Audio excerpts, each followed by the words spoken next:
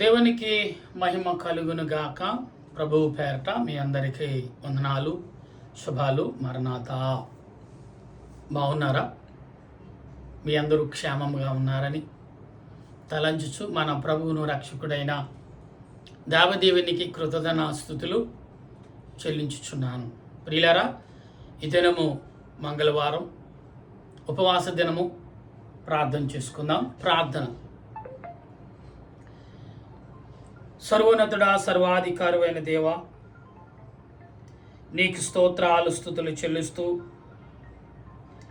నీ వాక్యమును బట్టి, నీ ఆలోచన బట్టి, నీ తలంపును బట్టి, నీ ఉద్దేశాన్ని బట్టి మేము మాట్లాడుచుండగా నీ ఆత్మ నడిపింపు, నీ సన్నిధి సహాయము అన్ని వేళలా దయచేసి నీ వాక్యముతో మమ్మల్ని కట్టి, నీ వాక్యము చేత మమ్మల్ని బలపరిచి నడిపించుమని. దేవా, నా దేవా, నీవే నాకు తోడుగా ఉండి ఇంతవరకు నడిపించి నీ కార్యాలన్నిటిలో బలమును చేకూర్చి అన్ని విషయాల్లో ఎంతో సహాయం దయచేసిన ప్రభువా, నీకు వందనాలు, స్తోత్రాలు చెల్లిస్తున్నాను. ఈ సమయంలో నీ దీన దాసుడైన నన్ను నీ సిలువ చాటును మరుగుపరిచి నీ ఆత్మతో నింపి నాలో ఉండి నీ బిడ్డలతో మాట్లాడి నీ బిడ్డలకు కావలసిన మాటలు నీ ఆత్మ ద్వారా నడిపించమని ఆత్మరూపుడు రక్షణకర్త అయిన యేసుక్రీస్తు యొక్క దివ్యమైన నామమును అడుగు ప్రార్థన చేయుచున్నాను మా పరమ తండ్రి, ఆమేన్. మన తండ్రి అయిన దేవుని సన్నిధి తోడుగా ఉండి ముందుకు నడిపించును గాక, ఆమేన్. వందనంబు నాటుమో ప్రభో ప్రభో, వందనంబు నాటుమో ప్రభో ప్రభో, వందనంబు నాటు తన యేసు దాత్ముడా, వందనంబు లందుకో ప్రభు. ప్రభునందు ప్రియా దేవుని సంగమా, దేవుని వాక్యము ధ్యానం చేయుచుండగా ప్రియులారా, ఈరోజు పాఠం ఏంటంటే విశ్వాసము. ప్రతి మనిషికి విశ్వాసం చాలా ప్రాముఖ్యమండి. విశ్వాసముతో ఉండటం చాలా అవసరం. మనుషులకి చాలా విలువైనది, చాలా గొప్పది. ఇక్కడ మాట్లాడుతాడు అపోస్తలుడైన పౌలు, రోమాపత్రిక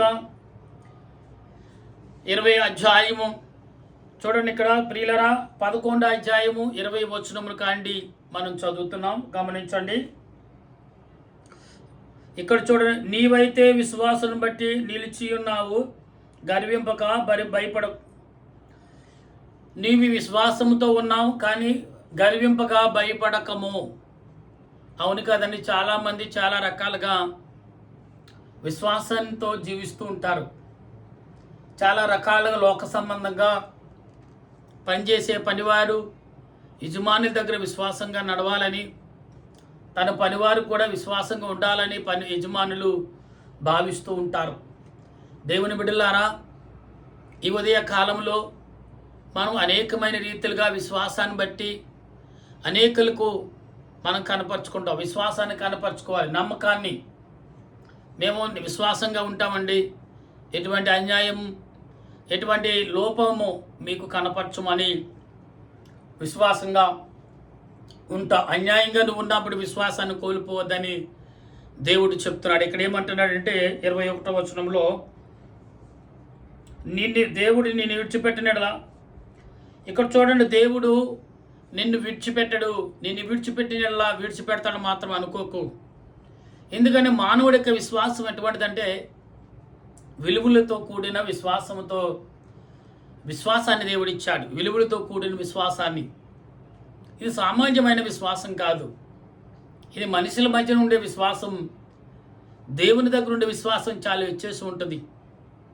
దేవుడి దగ్గర ఉండే విశ్వాసం ఎటువంటిదంటే విలువలతో కూడినది, మహా అద్భుతమైన క్రియలతో కూడినదని మనం భావించాలి. అప్పుడే విశ్వాసానికి ఒక ప్రత్యేకమైన పిలుపును లేక ప్రత్యేకమైన గుర్తింపు మనకు దొరుకుతుంది. అయితే ఇక్కడ అంటున్నాడు, అయితే మీరు దేవుని అనుగ్రహమును కాఠిన్యమును అనగా నువ్వు పడిపోయిన వారి మీద కాఠిన్యముని చూపించవద్దు. నువ్వు పడిపోతున్నావా, దేవుడు నీ మీద కాఠిన్యం చూపించట్లేదు, కానీ విశ్వాసమే నిన్ను కాపాడుతుంది. అందుకే నమ్మకం, విశ్వాసం చాలా ప్రాముఖ్యమైనది. ఇక్కడ అంటున్నాడు ఆయన ఏమంటే, నీవు విశ్వాసము కలిగి భక్తుడివై నిలిచిన యెడల నీ మీదున్న దేవుని అనుగ్రహము చూడుము. అవునండి, ఇవాళ చాలామంది కూడా దేవుని యొక్క కృపలో ఉంటున్నారు, కానీ ఎంతవరకు ఉంటున్నారో ఎలాగుంటారో తెలీదు. అసలు ఉంటారో లేదో కూడా డౌటే. అలాగే ఈనాడు మనుషులు జీవిస్తున్నాం. నా ప్రియ దేవుని బిడ్డలారా, విశ్వాసం చాలా గొప్పదండి. విశ్వాసం చాలా విలువైనదండి. విశ్వాసం చాలా దృఢమైనదండి. నీ విశ్వాసమే నిన్ను కాపాడుతుంది. నీ విశ్వాసం వల్ల నీ బాధలో ఉన్నా, శోధనలో ఉన్నా, వేదల్లో ఉన్నా, కన్నీటిలో ఉన్నా, దుఃఖంలో ఉన్నా, వ్యాధులో ఉన్నా, దేవుడు నీ విశ్వాసాన్ని బట్టి నిన్ను రక్షిస్తుంటాడు. పైగా ఈ లోక సంబంధంగా అప్పుల బాధలో కూరుకుపోయినా, ఈ లోకంలో విరుగు పరుగుతూ శోధన వచ్చినా కానీ విశ్వాసాన్ని కోల్పోవద్దు. యోబు గారి విశ్వాసాన్ని కోల్పోలేదు. దేవుడు యోబు గారి విషయంలో సాక్ష్యం ఇస్తున్నాడు. దావీదు గారు విశ్వాసం కోల్పోలేదు. దావీదు గారి విషయంలో సాక్ష్యం ఇస్తున్నాడు. ప్రియులారా, ఏలియా విషయంలో ఎక్కడ ఏలియా గారి విశ్వాసం కోల్పోలేదు. ఏలియా గారిని అగ్ని రథాలు వచ్చి పరలోకంలో సజీవుడిగా తీసుకెళ్ళిపోయారు. అంటే ఇప్పుడు మనం ఎలాగున్నాం అలాగా పరలోకంలో ఉన్నారు. హనోకు గారు విశ్వాసంతో దేవుడితో నడిచాడు, అలాగే విశ్వాసంతో నడిచి వెళ్ళిపోయాడు. ప్రియులారా, విశ్వాసం అనేది చాలా గొప్పది. దేని నిమిత్తము దాన్ని వెలకట్టలేము. ఒకవేళ వెలకట్టాలన్నా నీ శక్తి సరిపోదు, నీ బలం సరిపోదు, నీ ఆలోచన సరిపోదు. దేని నిమిత్తం దేవుని యొక్క విశ్వాసానికి విలువ కట్టాలంటే, అందుకే విలువలు కట్టాలంటే చాలామంది చెప్తూ ఉంటారు, అయ్యా నీ విశ్వాసానికి నేను విలువ కట్టలేను, ఇదిగో ఇంత మాత్రము నువ్వు తృప్తిపడు అంటారు. నా ప్రియ దేవుని బిడ్డలారా, ఈ ఉదయ కాలములో దేవుడిని విశ్వాసాన్ని బట్టి నిన్ను బలపరుస్తున్నాడు. దేవుడు నీ క్రియలను బట్టి నిన్ను బలపరుస్తున్నాడు. దేవుడి నీ తలంపును బట్టి నిన్ను బలపరుస్తున్నాడు. దేవుడి నీ ఆలోచన బట్టి నిన్ను ఆదరిస్తున్నాడు. గనుక మీరు ఈ సమయంలో గొప్ప ఆదరణ కలిగి విశ్వాసంగా ఉండటానికి ప్రయత్నం చేయండి. అయితే ఇక్కడ అంటున్నాడు ఏమంటే 22వ వచనంలో మనం చదువుతున్నప్పుడు, చూడు విశ్వాసంతో నువ్వు నిలవని ఎడల అట్లు నీవు నరికిబట్టే నిన్నటి కాలంలో సిగిరించుట తెలుసుకున్నాం. ఆ సిగిరించే రొమ్మ విశ్వాసంగా ఉండి ఫలించకపోతే దాన్ని ఏం చేస్తా, నరికివేసి అగ్నిలో పడవేయమంటున్నాడు. ఇక్కడ అదే మాట మనకు కనబడుతుంది. అయితే ఇక్కడ ఏమంటున్నాడంటే, వారును తన అవిశ్వాసంలో నిలవలేకపోని ఎడల అంటు కట్టబడదురు. చూడండి, విశ్వాసంలో కోల్పోయినప్పుడు దేవుడు మరలా అంటుకట్టుగల శక్తిమంతుడు దేవుడు. మరలా విశ్వాసాన్ని వారిలో ప్రవేశపెట్టేకు, విశ్వాసంతో వారిని బలపరచుటకు దేవుడు మరలా అతడు ఏంటంటే నిపుణులు కలిగి వాడు. అటువంటి వాడు యేసుక్రీస్తు ప్రభు. ఈరోజు విశ్వాసంతో నీవున్నావా? విశ్వాసం ఎటువంటిదో నువ్వు గమనిస్తున్నావా? విశ్వాసం ఎటువంటిదో నువ్వు తెలుసుకోవాలనుకుంటున్నావా? విశ్వాసంతో ఏ రకంగా జీవించాలనుకుంటున్నాను ఆ కుమార్తె కుమారుడా? ఆ విశ్వాసమే నిన్ను బలపరుస్తుంది. నీ విశ్వాసమే నిన్ను ఆదరిస్తుంది. ఆ విశ్వాసమే నిన్ను పరలోక రాజ్యంలోకి చేరుస్తుంది అనే విశ్వాసాన్ని మర్చిపోవద్దు. ఇక్కడ అంటున్నాడు కదా ఆయన ఏమని అంటే, ఎట్లనగా నీవు స్వభావకమైన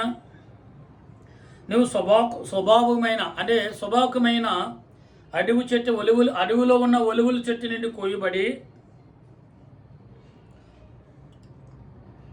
నువ్వు స్వభావం విరుద్ధముగా మంచి ఒలివలేక చెట్టు వలెగా అంటకట్టుబడిన ఎడ. ఇక్కడ చూడండి, నువ్వు స్వభావమైన అంటే ఒలువుల మొక్క వలె అంటుకట్టబడితే నీ స్వభావమును అంటే విశ్వాసముతో నువ్వు ఉన్నప్పుడు నిశ్చయముగా అది సొంత ఒలువలేక చెట్టుతో అంటకట్టబడుతుంది. అంటే దేవునితో నువ్వు నీ విశ్వాసముతో జీవిస్తావు. దేవుడు ఇక్కడ నీ విశ్వాసాన్ని ఏం చేస్తాడంటే లెక్కిస్తున్నాడు. నీ విశ్వాసాన్ని ఆయన ఆలోచింపజేస్తున్నాడు. అంటే ఆలోచిస్తాడు నీ విశ్వాసం ఎంతవరకు ఉంది, ఎలాగుంది. ప్రియులారా, యోబు గారు తన విశ్వాసాన్ని దేవుడు పరీక్షిస్తున్నాడు అని గ్రహించాడు. ఇంకా విశ్వాసాన్ని పెంచుకున్నాడు. అవునండి ప్రియులారా, విశ్వాసంగా జీవించిన వారు అనేకులు సాక్షులుగా దేవుడు నిలబెట్టాడు. 66 పుస్తకాల్లో మనకి ఇవ్వబడిన బైబిల్ గ్రంథంలో 66 పుస్తకాల్లో చాలామంది విశ్వాసుల్ని వడగట్టి వారిని అనేక రకాలుగా పరీక్షించి విశ్వాసాన్ని ఎన్నడూ కోల్పోయిన వ్యక్తులు మాత్రమే బైబిల్ గ్రంథంలో రాయబడ్డారు. అవును, విశ్వాసం కోసం వారు జీవితాన్ని కూడా త్యాగం చేసిన వారు చాలామంది ఉన్నారు. వారు లేకపోయినా వారి పేర్లు మాత్రం జీవ గ్రంథములు అనగా బైబిల్ లేఖనములో ఆయన పేర్లు రాసి పెట్టాడు. వారు ఎలా నడుచుకున్నారు, వారి విశ్వాసాన్ని, వారి విశ్వాసాన్ని ఎలా కాపాడుకున్నారు, విశ్వాసాని కోసం మన ప్రాణాన్ని ఎలా అర్పించుకున్నారు, ఆ విశ్వాసాన్ని కోల్పోతే వారి జీవితంలో ఏమైపోతాయో, ఎలాగైపోతారో తెలుసుకుని వారు సాక్షులుగా దేవుడు నిలబెట్టాడు. ఇవాళ విశ్వాసం చాలా గొప్పదండి. ఈ 60 ఏళ్ళు 70 ఏళ్ళు విశ్వాసం గొప్పదనుకుంటున్నామే కాదు. అసలైన విశ్వాసం ఈ జీవితంతో కూడా దేవుడు ముడిపెట్టాడు. మానవ యొక్క జీవితంతో విశ్వాసాన్ని ముడిపెట్టాడు. ఆ విశ్వాసాన్ని తెలుసుకోటకు, ఆ విశ్వాసాన్ని గ్రహించుటకు నీవెంతగా ఆలోచిస్తున్నావు, ఎంతగా తెలుసుకోవాలని ప్రయత్నం చేస్తున్నాం. విశ్వాసం చాలా విలువైనదని, చాలా గొప్పదని, చాలా శ్రేష్టమైనదని, చాలా గొప్ప ఆశీర్వాదంతో కూడినదని ఇక్కడ దేవుడు ఒలివల యొక్క చెట్లతో పోల్చాడు. అంటే విశ్వాసం అనేది నీలో ఉన్నప్పుడు క్రీస్తుతో అంటకట్టబడతావు, క్రీస్తుతో కట్టబడతావు, క్రీస్తు పనివాడిగా కట్టబడతావు, క్రీస్తు సువార్థకుడుగా కట్టబడతావు, క్రీస్తు యొక్క విశ్వాసగా కట్టబడతావు, క్రీస్తు బోధకుడుగా కట్టబడతావు, క్రీస్తు యొక్క పనివాడిగా కట్టబడతావు, క్రీస్తు యొక్క మరి చూడండి ఉత్తరవాడిగా కనబడతావు. ఇలాగా విశ్వాసాన్ని బట్టి అనేక రకాలుగా నువ్వు కట్టబడతావని దేవుడు చెప్తున్నాడు. అయితే ఇక్కడ 24వ వచనంలో 11-24 వచనంలో 25వ వచనం, సహోదరులారా మీ దృష్టికి మీరే బుద్ధిమంతులని అనుకోవద్దు. నిజమే కదా, సహోదరులారా మీ దృష్టికి మీరే బుద్ధిమంతులని అనుకోవద్దు. ఇక్కడ అంటున్నాడు, మీ మర్మము గురించి నేను తెలుసుకోరుచున్నాను. మన విశ్వాసాన్ని బట్టి మనం విశ్వాసంగా మర్మంగా ఉన్నామో లేదో అని తెలుసుకోబోతున్నాడు అంటున్నాడు అపోస్తలుడైన పౌలు కొలింథీ సంఘానికి రాస్తున్న మాటలు ఇవన్నీ. మీరు విశ్వాసంగా ఉన్నారో లేదో ఇక్కడ దేవుడు మీ విశ్వాసాన్ని బట్టి మిమ్మల్ని పరీక్షిస్తున్నాడు అంటున్నాడు. అయితే ఇక్కడ ఏమంటున్నాడు, అదేమనగా అన్యజనులు, ఇక్కడ చాలా ఇంటర్నెట్ చేసుకోవాలి మనం. 25వ వచనంలో అన్యజనులు ప్రవేశించే వరకు అంటున్నాడు. అంటే అన్యజనులు మారే వరకు ఈ ప్రభు రాకడ రాదేనా? అన్యజనులు ప్రవేశించే వరకు, అయ్యో బాబోయ్ ఎంత సూపర్ చూసారని, ఇశ్రాయేలుకు కఠినమైన మనసు కలుగుతుందంట. ఎప్పుడు? అన్యజనులు వచ్చే వరకు, అంటే క్రైస్తవులకు కఠిన మనసే కలుగుతుందంట. ఎంత గొప్ప మార్గం అండి. ఇక్కడ నీ విశ్వాసాన్ని నువ్వు కాపాడుకోవాలి, నీకు కఠినమే కలుగుతుంది. అన్యజనుల కొరకు మనం ఏం చేయాలంటే ఇక్కడ ప్రార్థన చేయాలి. అన్యజనుల కొరకు మనం ప్రార్థన చేయకపోతే నీ విశ్వాసం కఠినంగా మారిపోతుందంట. దేవుడు నీ విశ్వాసం కూడా నీ మనసును, నీ క్రియలన్నీ కఠినంగా మార్చేస్తున్నాడు. నీకు శోధన వస్తుంది, వేదన వస్తుందంటే ఏంటి అనుకున్నావు? మనం అన్యజనుల కొరకు ప్రార్థన చేయట్లేదు, మన కొరకు మనమే చేసుకుంటున్నాం. మన కొరకు మనమే ప్రార్థన చేసుకున్నాం, మన కుటుంబం కొరకు, మన బిడ్డల కొరకు, మన అభివృద్ధి కొరకు. పక్కవాడి గురించి ఏమైపోతుందంటే ఇవాళ చాలా దారుణంగా ఉన్నాయి. స్వార్థం ఎక్కువైపోయింది ఇండియా దేశంలో భయంకరంగా. ఎవరికైనా సహాయం చేస్తే వాడిని ఎలా ఇరికించాలని చూస్తున్నారు. ఎవరైనా చోటిస్తే వాడిని ఏదో రకంగా చోటు మేలు పొందిన వాడు తప్పుకుంటున్నాడు, మేలు పొందటానికి సహాయపడిన మాత్రం బలైపోతున్నారు. అంటే సాతానుగా 2 రకాలుగా నీ విశ్వాసాన్ని నాశనం చేస్తాను. ఒకసారి గ్రహించు. విశ్వాసం చాలా గొప్పదండి. నువ్వు విశ్వాసంగా నువ్వు లేకపోతే దేవుని సన్నిధిలో అన్యజనులు మారే వరకు అంట నీకు ఏం కలుగుతుంది? శోధన వస్తుందంట, కష్టములు తప్పు అంటున్నాడు దేవుడు. అంటే మనం మొదట అన్ని జనులకు ఏం చేయాలి? సువార్త ప్రకటించాలి. ఇలా సువార్త ప్రకటిస్తుంటే కొడుతున్నారు, తిడుతున్నారు అంటున్నారు. కానీ మనం సువార్త ప్రకటించే ముందు ఏం చేయాలి? ప్రార్థన చేయాలి. అవును, ఇది ప్రార్థన చేయకపోతే మనకి చాలా నష్టం కలుగుతుందనేది దేవుడు చెప్తున్నాడు. అందుకే ప్రియులారా, ఈ ఉదయ కాలములో దేవుడు తన క్రియలను బట్టి, మరి ఆత్మ సంబంధమైన క్రియలను బట్టి దేవుడు ఏ రకంగా మాట్లాడతాడు, నీ విశ్వాసాన్ని బట్టే దేవుడు నిన్ను మాట్లాడబోతున్నాడేమో. నీ విశ్వాసం ఎంతవరకు ఉంది, ఎంతవరకు కొనసాగుతుంది అని వాక్య గ్రంథంలో మనం చదువుతున్నప్పుడు ప్రియుల అనేకమైన విషయాలు బైబిల్ గ్రంథంలో మనకు కనబడుతున్నాయి. ఈ రోమా పత్రికలో కనబడుతున్న ఈ మాటలని మనం గమనించేవారిగా ఉండవలసిన వారమై ఉన్నాం. అయితే ఈ 11వ అధ్యాయంలో ప్రభు మాట్లాడుతున్న ఈ మాటలు 25వ వచనంలో, 24వ వచనంలో, 23వ వచనంలో మాట్లాడుతున్న మాటలు ఎంత శ్రేష్టంగా ఉన్నదంటే, నీ విశ్వాసమును నువ్వు కట్టుకోకపోతున్నావు, నీకు నువ్వే కట్టుకుంటున్నావు. కానీ అన్యజనుల కొరకు కూడా మనం విశ్వాసం కలిగి ప్రార్థన చేయాలంట. వాళ్ళు మారి ప్రభు పిలుపునందుకు అందుకునే వరకు రాకడ రాదు అని అర్థం. అర్థమవుతుందా మీకు? అంటే ఆయన రాకడంకా రాదు, ఆలస్యమవుతుంది అనే భావమును మనం తెలుసుకోవాలి. అప్పుడే మనము దేవుని పిల్లలుగా విశ్వాసంతో మనం ప్రార్థన చేయగలం. ప్రియులరా, నీ విశ్వాసము ఏ రకంగా దేవుడు బలపరుస్తున్నాడు, నీ విశ్వాసం దేవుడు ఏ రకంగా కాపాడుతున్నాడు, నీ విశ్వాసం ద్వారా ఏ రకంగా దేవుడు నిన్ను ఆశీర్వదిస్తున్నాడని విషయాన్ని మనం ఎరిగిన వారిగా ఉండాలి. అందుకే ప్రభు అంటున్నారు ఇక్కడ ఏమని, నీ విశ్వాసంతో ఉన్నావా లేవా, లేకపోతే నీ విశ్వాసంతో లేకపోతే నీ పరిస్థితి ఎంత దారుణంగా ఉంటుందనేది ఇక్కడ లేఖనములో మనకు కనబడుతుంది. కనుక ప్రియులారా, ఈ ఉదయ కాలములో అనేక రకాలుగా మనం ప్రవేశించుండొచ్చు, అనేక రకాలుగా ఆలోచించొచ్చుండొచ్చు. కానీ విశ్వాసంతో నువ్వు క్రైస్తవుడా, ఎక్కువగా దేవుడు మనల్ని ఏర్పరచుకున్నాడు, మేము క్రైస్తవులు అంటున్నాం. కాదు, క్రైస్తవులుగా ఏర్పరచుకున్నామంటే నీ కొరకు నువ్వు బ్రతకడానికి కాదు. ఈ లోకములో అనేకమైన 100 మందికి ఒక క్రైస్తవుడు ఉంటే ఆ 100 మంది బాధ్యత ఎవరిదంటే ఆ క్రైస్తవుడిదేనంట. అర్థమవుతుందా నా మాట మీకు? 100 మందిలో అందరూ 100 మంది అన్యులు ఉంటే ఒక్కడే క్రైస్తవుడు ఉంటే ఆ 100 మంది బాధ్యత ఎవరిదంటే క్రైస్తవుడిది. ఆ 100 మంది కోసం ప్రార్థన చేయాలి, 100 మంది మార్పు కొరకు, 100 మంది పరలోక రాజ్యంలో ప్రవేశించుటకు ఇతను వేడుకోవాలంట. నేనేంటి అనుకున్నాను, నిజంగా సువార్త అంటే ఏదో అనుకున్నాను. కానీ ఇక్కడ నాకు అర్థమవుతుంది అంటే ఒక్కొక్కటి చదువుతుండే అపోస్తలుడైన పౌలు మాట్లాడుతున్న ఈ మాటలు ఎంత గొప్పగా ఉన్నాయి చూడండి.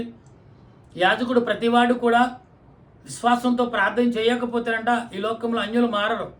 వాళ్ళ మార్పు కొరకును వాళ్ళు పరలోక రాజ్యం చేర్చుటకు అవసరమైతే మరణించినా తప్పు లేదంటారు. అందుకని దెబ్బలేదంటే అక్కడ వెనకాడకండి, విశ్వాసంతో మన ప్రార్థన. అందుకే దేవుని వాక్యం ఎక్కడైతే విశ్వాసంగా నీకు బలపడుతుందో ఈ మాటలు రాసుకుని మనం ఈ మాటల ద్వారా అనేకులకు దేవుని యొక్క రాకడ గురించి చెప్పాలి. నశించిపోతున్నారా రండి, మోసపోతున్నారా రండి, సాతానికి లోబడుతున్నారా రండి, ఇదిగో నశించిపోకండి, స్వార్థముతో అసూయతో ఉండకండి, విశ్వాసంతో బ్రతకండి, విశ్వాసంతో జీవించండి అనే రీతిలో మనం ప్రార్థన చేయాలంట.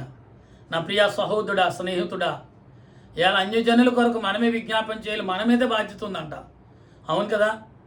ఒక ముఖ్యమంత్రి ఆ రాష్ట్రంలో ఎంతమంది అయితే ప్రజలు ఉన్నారో అందరూ ప్రజల యొక్క బాధ్యత రాష్ట్ర ముఖ్యమంత్రిదే.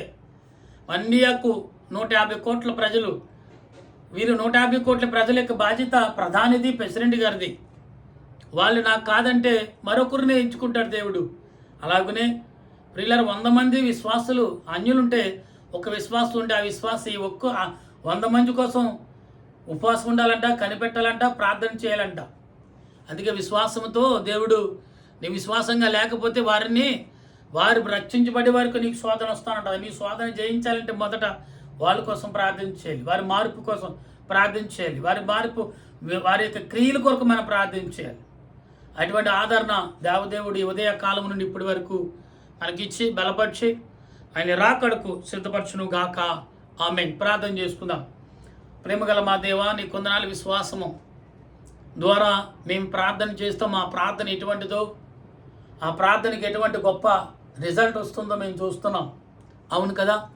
ఇవాళ సేవకులుగా మనిషికి 100 మంది ఒకరుగా ఎంచుకుంటే ఆ 100 మందికి కూడా ఈ ఒక్కరు ప్రభా 100 మందితో సమానం అని అంటారు. అవును కదా. ఆ ఒక్క మనిషి విశ్వాసుడిగా, యాజకుడిగా, సేవకుడిగా, పరిచారకుడిగా, సువార్థకుడిగా, ప్రార్థన చేసేవాడిగా, విజ్ఞాపన చేసేవాడిగా, కనిపెట్టేవాడిగా, తండ్రి వారి కొరకు ప్రాణం పెట్టేవాడిగా ఉన్నాడు అనేది లేఖనం చెప్తుంది. అవును ప్రభు, అటువంటి స్థితి, అటువంటి కృప మేము అందరం కలిగి ప్రార్థించే కృప నా దేశ ప్రజలకు, నా దేశ పెద్దలకు, నా దేశ నాయకులకు, సేవకులకు, పరిచారకులకు, మరి ముఖ్యంగా ఈ మాటలు జాగ్రత్తగా చదివి దాన్ని లోపరుచుకున్న వారికి విశ్వాసంతో, విధేయతతో ప్రార్థించే కృపను అందించమని మా ప్రభును, రక్షకుడును, త్రియేక దేవుని నామంలో అడుగుచు, బ్రతిమాలుచు, ప్రార్థిస్తూ స్తుతిస్తున్నాను మా పరమ తండ్రి. ఆమేన్. పరలోక మా పరమ తండ్రి, నామను పరిశుద్ధపరచునుగాక, నీ రాజ్యం వచ్చునుగాక, నీ చిత్తం పరలోకమందు నెరవేరినట్లు భూమి అందు నెరవేరిన గాక. మహోన్నతుడైన మాకు దయచేయం. మెట్ల ప్రార్థన చేసిన వారిని క్షమించిన ప్రకారం మా ప్రార్థన క్షమించి మా శోధన కీడు తప్పించము. రాజ్యము, శక్తి, మహిమ నిరంతరం నీవు నావు తండ్రి. ఆమేన్. యేసు రక్తమే జయము, అపవాదికులం ప్రవేశ రక్తమే జయము, అపవాదికులం ప్రవేశ సంపూర్ణ విజయం, అపవాదికంతక నాశనం. హల్లెలూయా, హల్లెలూయా. స్తోత్రం, స్తోత్రం. ఆమేన్, ఆమేన్, ఆమేన్. మన తండ్రి అయిన దేవుని ప్రేమ, త్రియేక దేవుని కృప, పరిశుద్ధాత్మక అన్యోక జీవితం ఇప్పుడు ఎల్లప్పుడు సదా తోడుగా ఉండిన రాకడకు సిద్ధపరచును గాక. ఆమేన్, ఆమేన్, ఆమేన్. మీ అందరికీ వందనాలు. మరణాత.